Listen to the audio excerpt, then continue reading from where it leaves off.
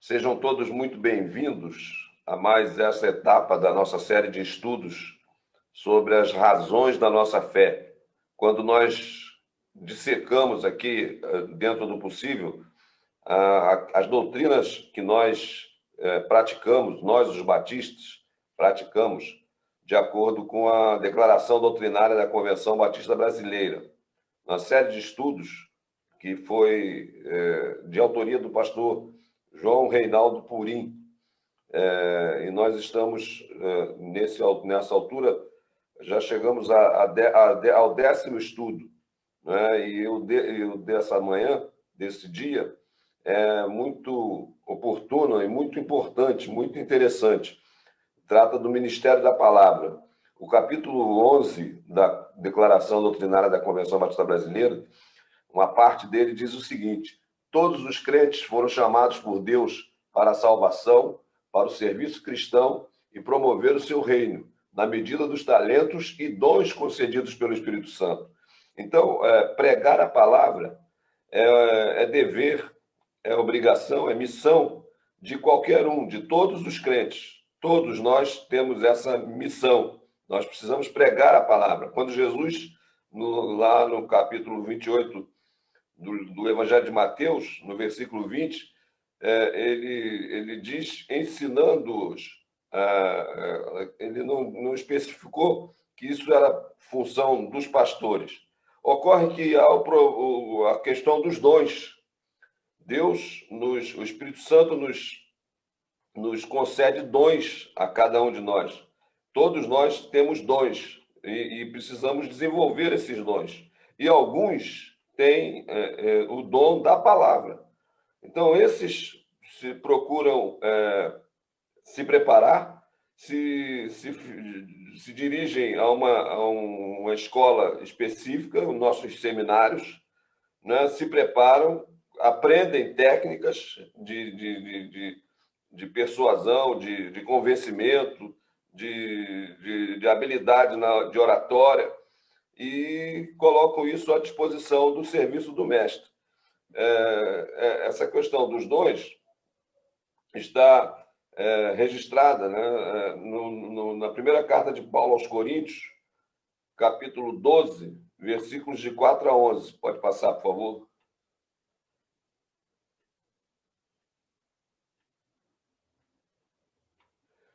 Que diz o seguinte: ora, há diversidade de dons, mas o Espírito é o mesmo. E há diversidade de ministérios, mas o Senhor é o mesmo. E há diversidade de operações, mas é o mesmo Deus que opera tudo em todos.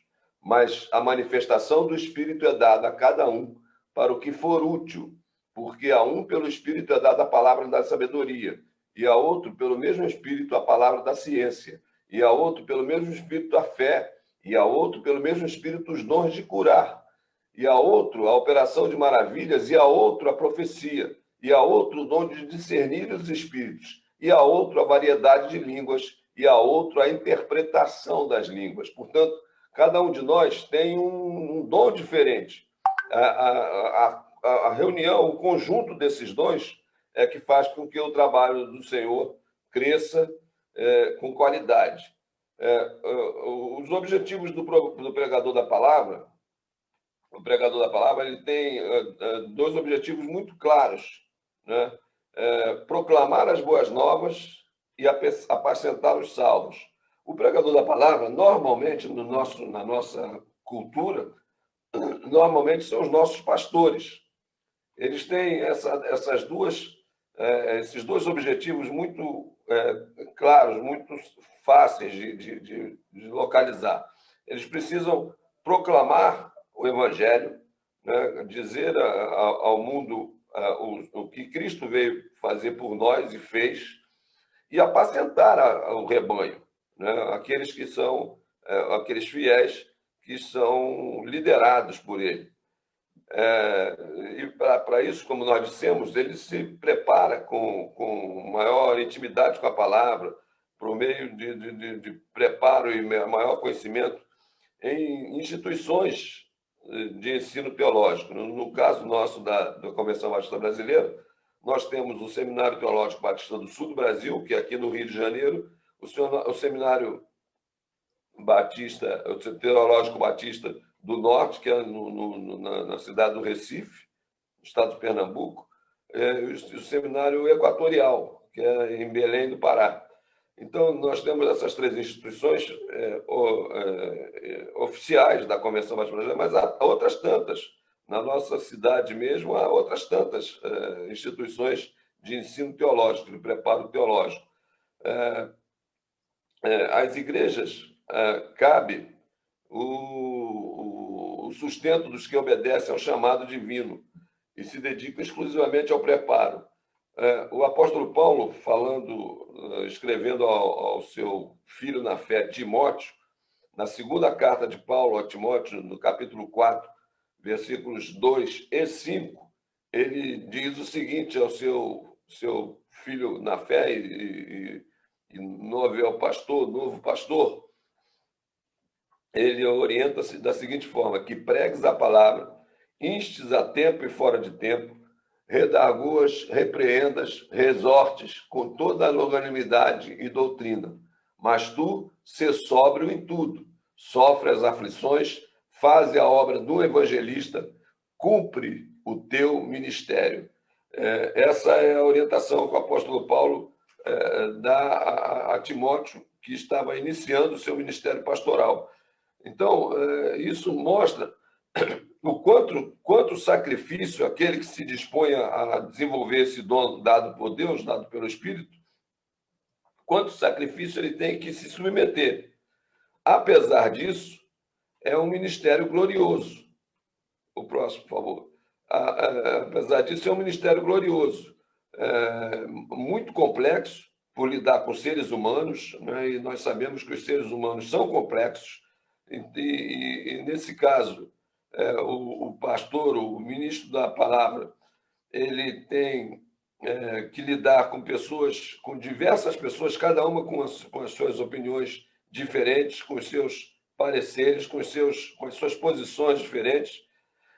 É muito complexo, mas é muito glorioso também. Porque no seu exercício, no exercício do Ministério da Palavra, o servo que se dispõe a praticar esse dom, a desenvolver esse dom, vislumbra o crescimento do reino de Deus. E é muito gratificante, não há valor que pague, você ver que por seu trabalho, por seu esforço, por seu conhecimento, o reino de Deus está prosperando, está se ampliando.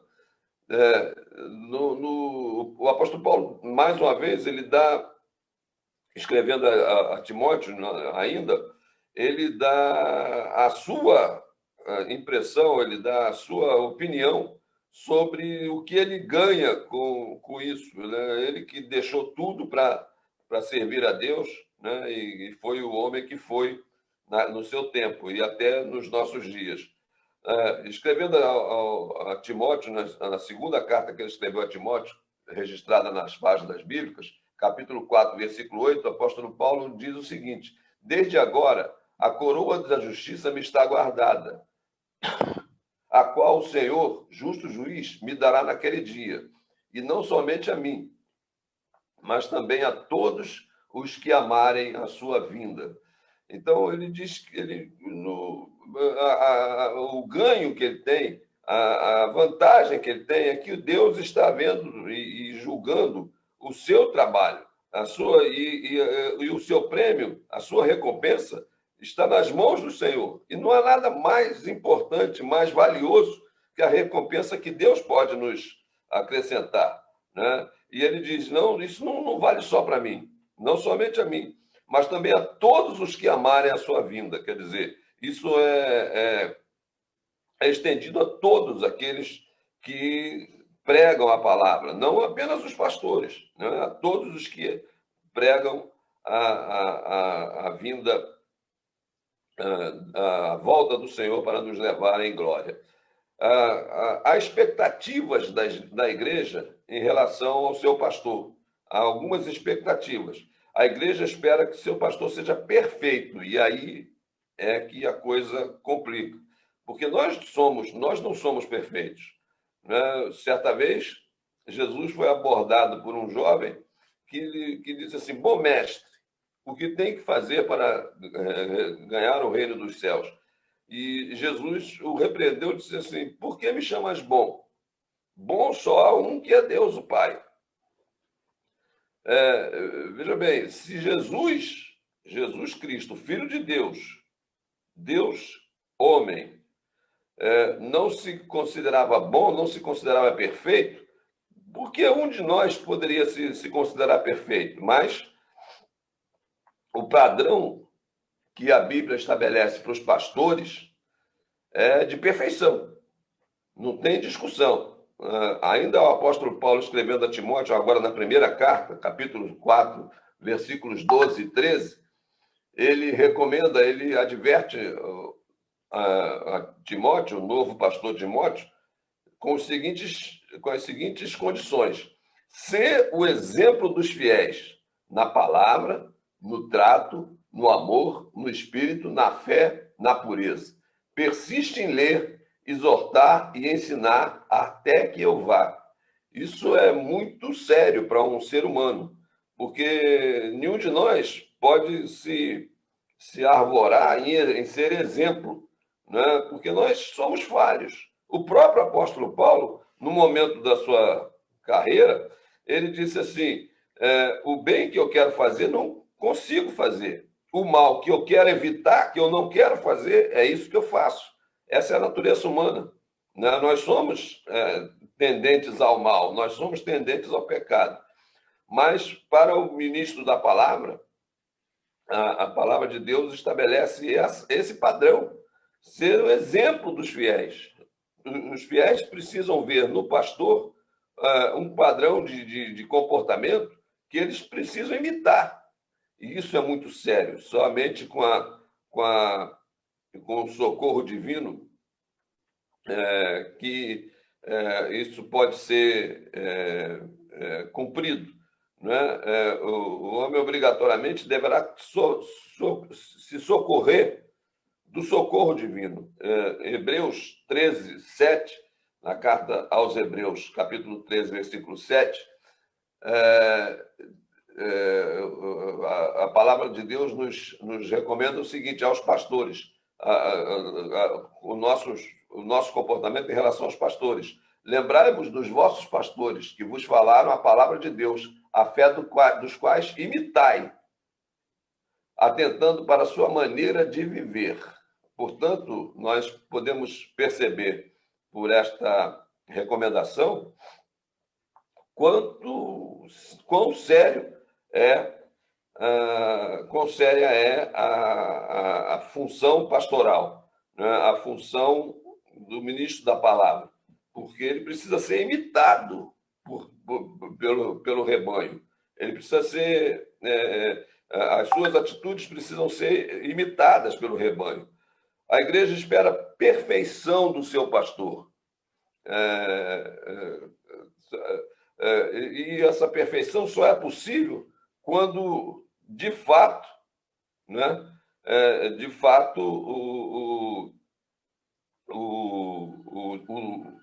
o vocacionado seja chamado por Deus.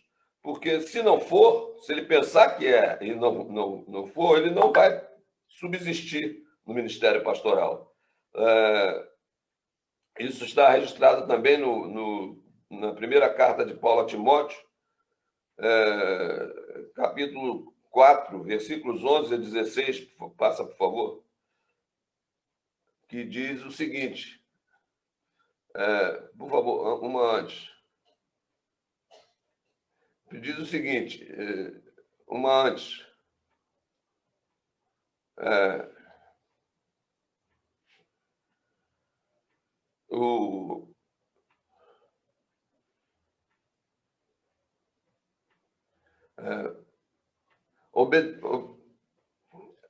Da próxima. Ser o exemplo dos fiéis na palavra, no trato, no amor, no espírito, na fé, na pureza. Persiste em ler, exortar e ensinar até que eu vá. Realmente é uma condição sobre-humana, super-humana. Né? O pastor o pastor legítimo, o pastor chamado, o pastor com o dom da palavra, ele tem que ter características, condições, qualidades acima do que o homem comum, normal, pode suportar. Um pastor segundo o coração de Deus, ele tem que amar algumas, ele tem que ter algumas prioridades na sua condição de amar. Primeiro, ele tem que amar incondicionalmente a Jesus.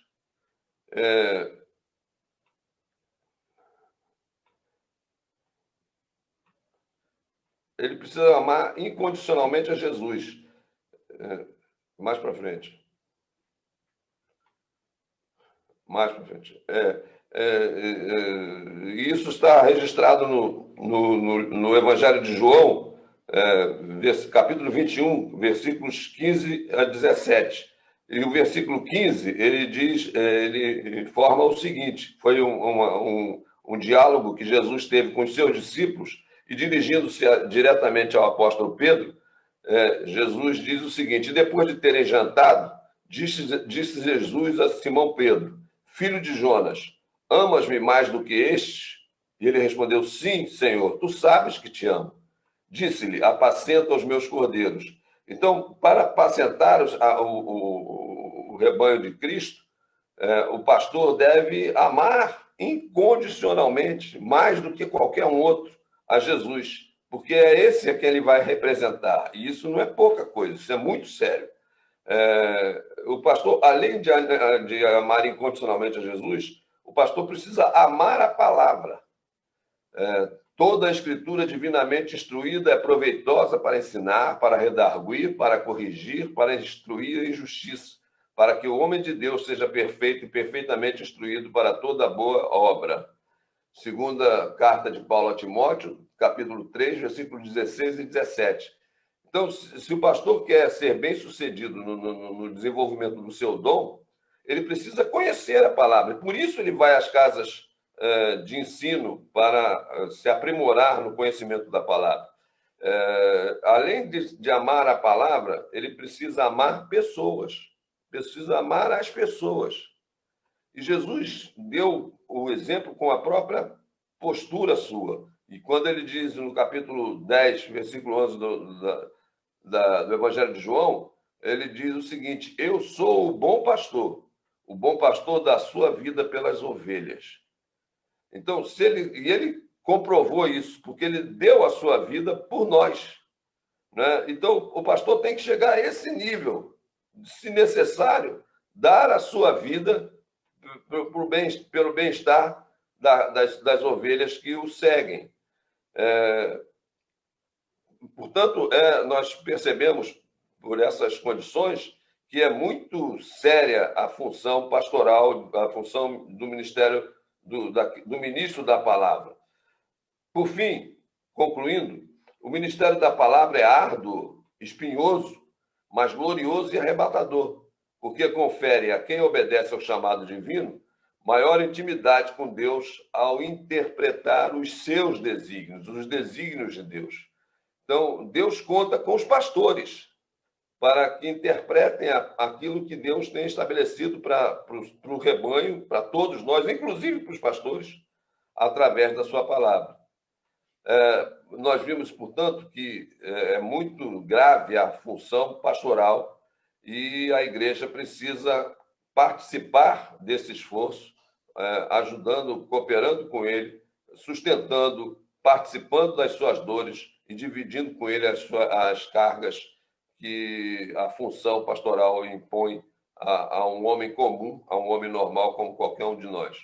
Que Deus nos abençoe, ficamos por aqui e queremos só lembrar que na próxima semana nós teremos uma